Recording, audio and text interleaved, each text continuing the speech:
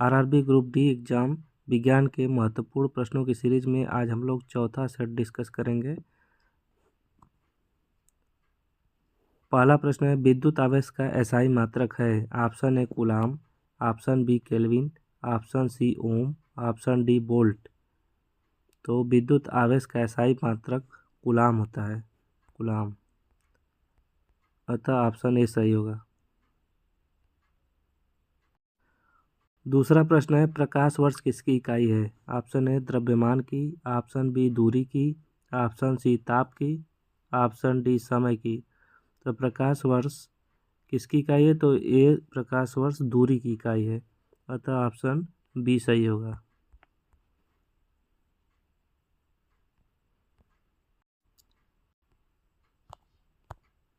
तीसरा प्रश्न है, किस भौतिक राशि का मात्रक ओम है। ऑप्शन ए आवेश, ऑप्शन बी प्रतिरोध, ऑप्शन सी विभवांतर, ऑप्शन डी प्रकाश की तीव्रता। तो सही आंसर होगा ऑप्शन बी प्रतिरोध। प्रतिरोध का मात्रक ओम होता है। चौथा प्रश्न है, उद्योग में शक्ति की इकाई क्या है। ऑप्शन ए जूल,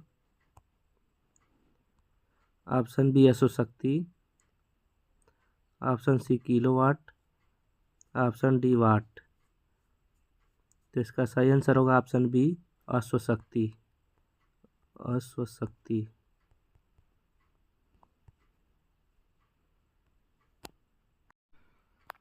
पांचवा प्रश्न है, प्रतिबल की एसआई यूनिट में मात्रक है। Option A newton, option B kilogram प्रति centimetre square, option C watt, option D newton प्रति मीटर स्क्वायर। तो प्रतिबल बराबर होता है बल बटा क्षेत्रफल, बल बटा क्षेत्रफल। तो बल का न्यूटन हो गया और क्षेत्रफल का मीटर स्क्वायर। तो अतः प्रतिबल की एसआई यूनिट में मात्रक न्यूटन प्रति मीटर स्क्वायर होगा। अतः ऑप्शन डी सही होगा। छठवां प्रश्न है, विद्युत प्रतिरोध का मात्रक है। Option A watt, option B coulomb, option C ohm, option D newton. तो विद्युत प्रतिरोध का मात्रक ओम होता है। अतः ऑप्शन सी सही होगा। वाट शक्ति का मात्रक है, वाट शक्ति का मात्रक है। न्यूटन बल का मात्रक है।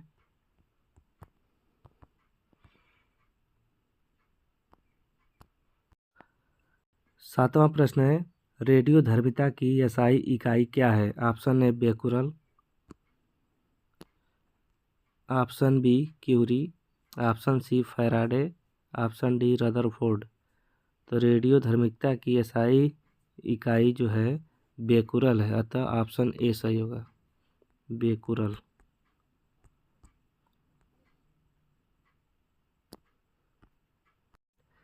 आठवां प्रश्न है,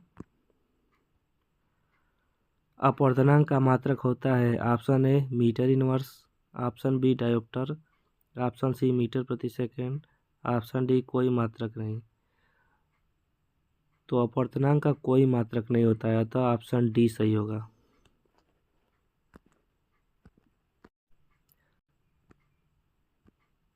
नौवां प्रश्न है, जूल में मापा जाता है। ऑप्शन ए वेग, ऑप्शन बी ऊर्जा, ऑप्शन सी बल, ऑप्शन डी शक्ति। तो इसका सही आंसर होगा ऑप्शन बी ऊर्जा। कार्य और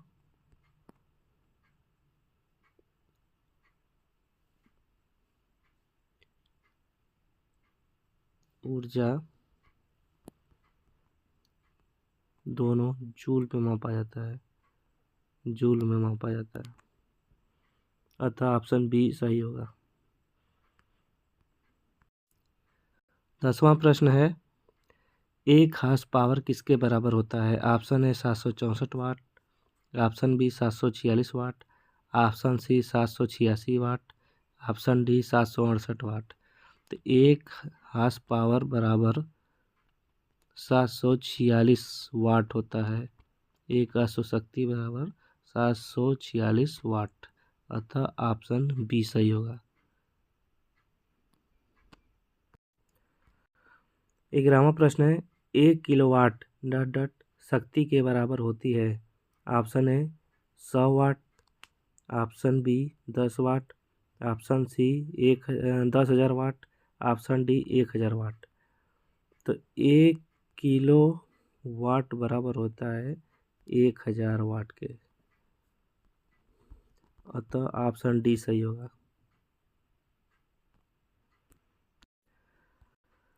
12वां प्रश्न है 1 पिकोमीटर डॉट डॉट के बराबर है। Option A 10⁻⁻11 metre, option B 10⁻12 metre, option C 10⁻⁻12 metre, option D 10⁻11 metre, तथा ऑप्शन सी सही होगा। 1 पिकोमीटर बराबर होता है 10⁻⁻12 मीटर के।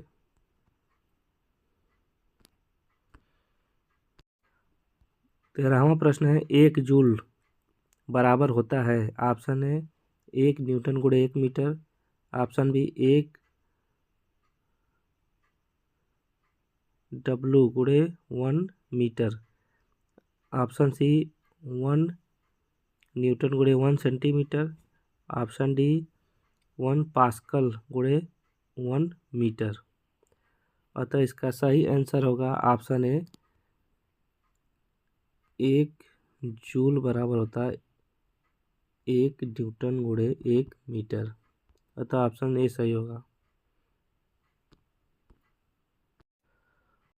14वां प्रश्न है तरंगदैर्ध्य का एसआई मात्रक क्या है। Option A hertz, option B kilogram, option C second, option D metre.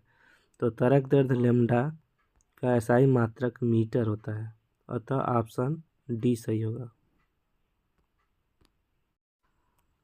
15वां प्रश्न है कोशिकाओं के अध्ययन को क्या कहते हैं। ऑप्शन है cytoplasm, option B etiology, option C cytology, option D serology. तो कोशिकाओं के अध्ययन को साइटोलॉजी कहते हैं, तो ऑप्शन सी सही होगा, साइटोलॉजी।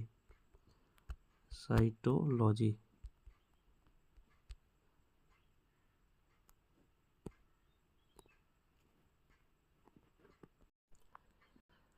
16वां प्रश्न है एपिग्राफी का क्या अभिप्राय है। ऑप्शन ए कंकालों का अध्ययन, ऑप्शन बी सिक्कों का अध्ययन, ऑप्शन सी मानचित्रों का अध्ययन, ऑप्शन डी शिलालेखों का अध्ययन। तो एपिग्राफी शिलालेखों से संबंधित है, तो ऑप्शन डी सही होगा, शिलालेखों का अध्ययन।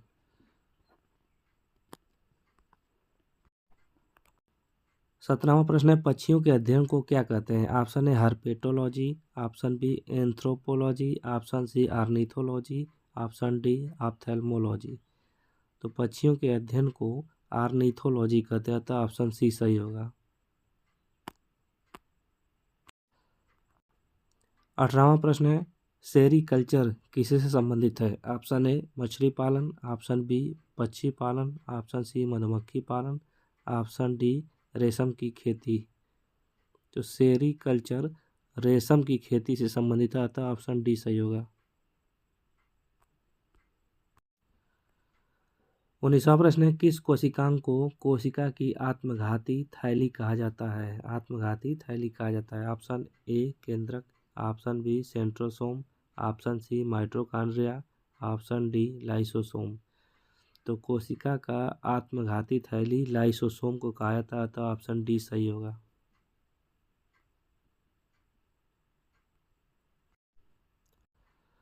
20वां प्रश्न है अधिकांश कोशिकीय प्रक्रिया के लिए ऊर्जा मुद्रा क्या होती है। Option A pyruvate, option B ATP, option C ADP, option D glucose. तो ऊर्जा मुद्रा जो है एटीपी को कहते हैं, अतः ऑप्शन बी सही होगा। 21वां प्रश्न है प्रोकैरियोटिक राइबोसोम की उप इकाई संरचना क्या होती है। Option A 50s and 40s, option B 60s and 40s, option C 50s and 30s, option D 0s and 30s। तो प्रोकैरियोटिक राइबोसोम को 70s राइबोसोम भी कहते हैं। इसकी उप इकाई संरचना 50s एंड 30s होता है, अतः ऑप्शन सी सही होगा। 22वां प्रश्न है, निम्न में किसे कोशिका का पावर हाउस कहा जाता है? Option A mitochondria, option B लाल रक्त कणिकाएं आरबीसी, ऑप्शन सी श्वेत रक्त कणिकाएं डब्ल्यूबीसी, ऑप्शन डी प्लाज्मा झिल्ली। तो कोशिका का पावर हाउस माइटोकॉन्ड्रिया को कहा जाता है, तो ऑप्शन ए सही होगा। 23वां प्रश्न है, निम्नलिखित में से किस कोशिकीय घटक को कोशिका के प्रोटीन के कारखाने के रूप में जाना जाता है? Option A ribosome, option B mitochondria, option C Golgi काय, ऑप्शन डी हरित लवक। तो प्रोटीन संश्लेषण का कार्य राइबोसोम द्वारा होता है, तो ऑप्शन ए सही होगा, राइबोसोम।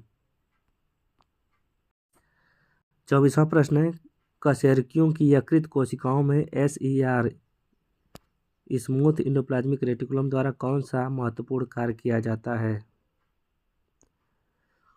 ऑप्शन ए औषधियों और विषों का निराविषीकरण, ऑप्शन बी लिपिड का संश्लेषण, ऑप्शन सी प्रोटीन का संश्लेषण, ऑप्शन डी जटिल शर्कराओं का संश्लेषण। तो इसका सही आंसर होगा ऑप्शन ए औषधियों और विषों का निराविषीकरण। 25वां प्रश्न है, रॉबर्ट हुक द्वारा कोशिका की खोज किस प्रकार हुई? ऑप्शन ए पेड़ के पत्तों का निरीक्षण करते हुए, ऑप्शन बी एक प्याज के छिलके का निरीक्षण करते हुए, ऑप्शन सी रक्त का निरीक्षण करते हुए, ऑप्शन डी कार्क का निरीक्षण करते हुए। तो कोशिका खोज कार्क के निरीक्षण के आधार पर हुई, अतः ऑप्शन डी सही होगा।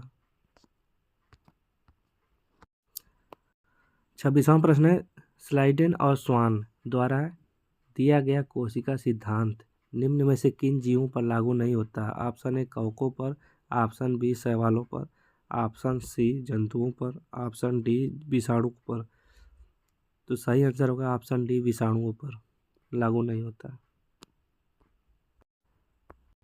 27वां क्वेश्चन है, कोशिका सेल की खोज किसने की थी? Option A Theodor Schwann, option B Robert Hooke, option C Schleiden, option D Rudolf Virchow. तो कोशिका की खोज रॉबर्ट हुक ने की थी, रॉबर्ट हुक ने की थी, अतः ऑप्शन बी सही होगा।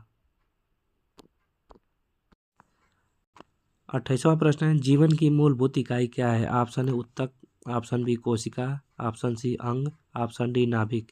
तो जीवन की मूलभूत इकाई कोशिका है, कोशिका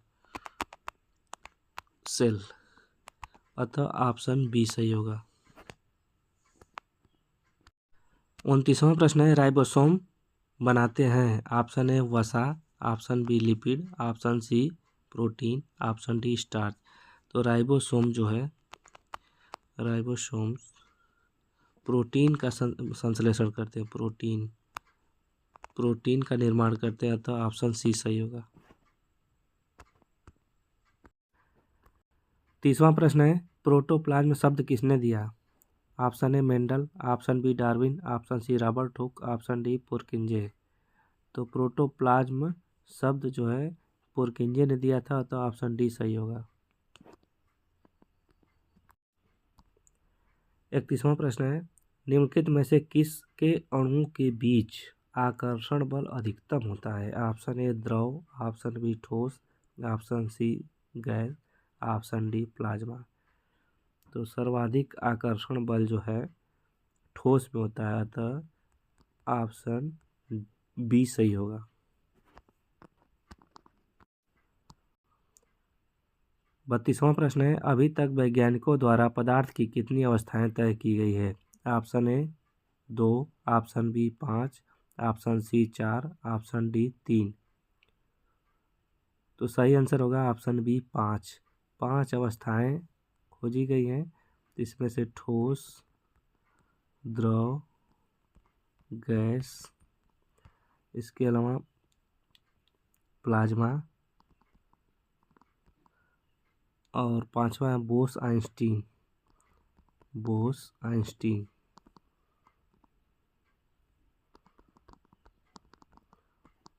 पांच अवस्थाएं हैं पदार्थ की।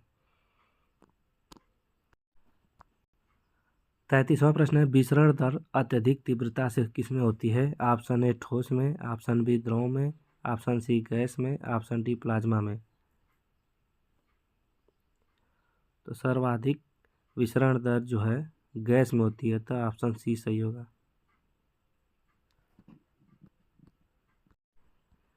34वां प्रश्न है, एक शुद्ध पदार्थ है। ऑप्शन ए चीनी का घोल, option B methane, option C दूध, ऑप्शन डी वायु। तो शुद्ध पदार्थ जो मीथेन होगा इसमें, अतः ऑप्शन बी सही है। 35वां प्रश्न है, मिश्रण प्रकृति में हो सकता है। ऑप्शन ए समांगी, ऑप्शन बी विषमांगी, ऑप्शन सी समांगी और विषमांगी दोनों, ऑप्शन डी शुद्ध पदार्थ। तो मिश्रण जो है समांगी और विषमांगी दोनों हो सकते हैं, अतः ऑप्शन सी सही है।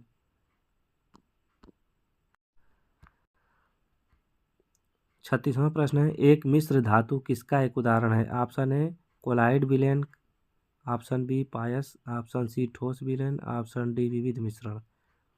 तो मिश्र धातु ठोस विलयन का उदाहरण, अतः ऑप्शन सी सही होगा। 37वां प्रश्न है, निम्नलिखित में से कौन सा विषमांगी मिश्रण है। ऑप्शन ए पीतल, ऑप्शन बी वायु, ऑप्शन सी पानी में चीनी का घोल, ऑप्शन डी दूध। तो दूध जो है विषमांगी मिश्रण होगा, अतः ऑप्शन डी सही है।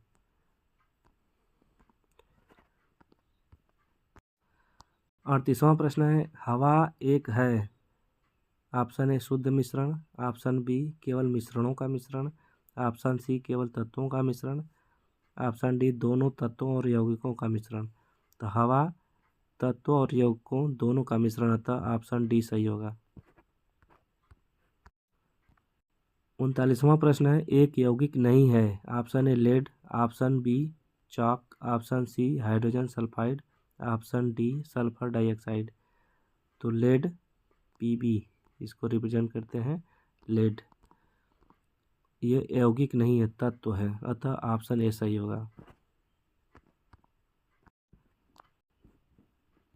40वां प्रश्न है, रेत और चीनी का मिश्रण है। ऑप्शन ए विजातीय मिश्रण, ऑप्शन बी कोलाइडी विलयन, ऑप्शन सी सजातीय मिश्रण, ऑप्शन डी निलंबन।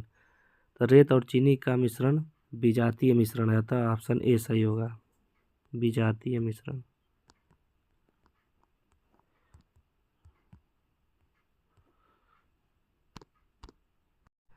41वां प्रश्न है, शक्कर चीनी के घोल में शक्कर एक है। ऑप्शन ए विलायक, ऑप्शन बी घोला हुआ पदार्थ अर्थात विलेय, option C colloid, option D निलंबन। तो चीनी के घोल में जो शक्कर या चीनी है वह विलेय पदार्थ है, अतः ऑप्शन बी सही होगा। जैसे वाटर है, जल, जल विलायक हो गया, विलायक जल, और जो ए चीनी है विलेय हो गया, विलेय।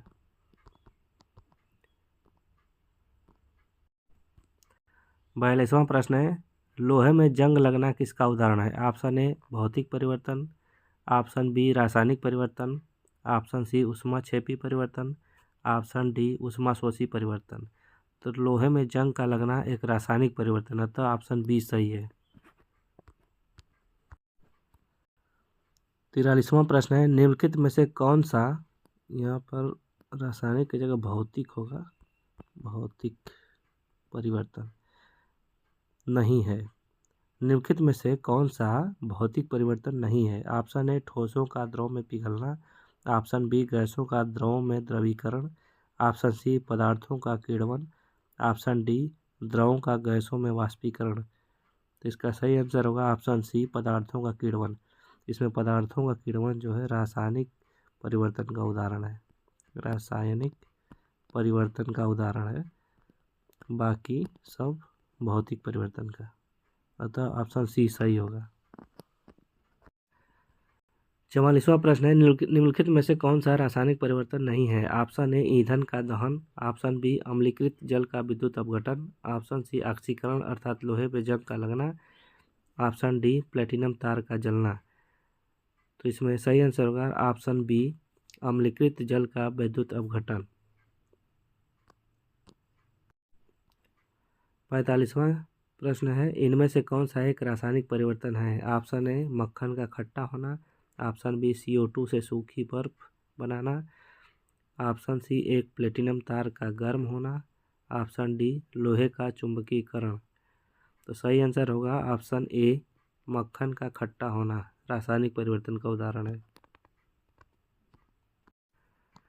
46वां प्रश्न है, निम्नलिखित में से कौन सा एक भौतिक परिवर्तन है? भौतिक परिवर्तन है, इनमें से ऑप्शन है ए पानी का बर्फ में बदलना, ऑप्शन बी मानव में श्वसन, ऑप्शन सी मानव में पाचन, ऑप्शन डी दूध से दही का बनना। तो सही आंसर होगा ऑप्शन ए पानी का बर्फ में बदलना भौतिक परिवर्तन का उदाहरण है। 47वां प्रश्न है, निम्नलिखित में से कौन सा रासायनिक परिवर्तन का उदाहरण नहीं है? ऑप्शन ए शरीर में भोजन का पाचन, ऑप्शन बी लोहे में जंग लगना, ऑप्शन सी जल का जलवाष्प में बदलना, ऑप्शन डी दूध से दही का बनना। तो सही आंसर होगा ऑप्शन सी जल का जलवाष्प में बदलना। 48वां प्रश्न है, द्रव्यमान के आधार पर अमोनिया में नाइट्रोजन और हाइड्रोजन का निश्चित अनुपात ज्ञात कीजिए। तो अमोनिया में NH3 होता है, अमोनिया का फार्मूला। इसमें नाइट्रोजन का परमाणु द्रव्यमान 14 होता है और हाइड्रोजन का 1 होता है। तो 3 हाइड्रोजन होते 1/3 अर्थात 14/3 का अनुपात होगा। अतः सही ऑप्शन बी होगा 14/3। 49वां प्रश्न है, डाल्टन का सिद्धांत आधारित है। ऑप्शन है रासायनिक संयोजन के नियम पर, ऑप्शन बी नियत अनुपात के नियम पर, ऑप्शन सी द्रव्यमान संरक्षण के नियम पर, ऑप्शन डी ऊर्जा संरक्षण के नियम पर। तो डाल्टन का सिद्धांत जो है रासायनिक संयोजन के नियम पर आधारित है, अतः ऑप्शन ए सही होगा।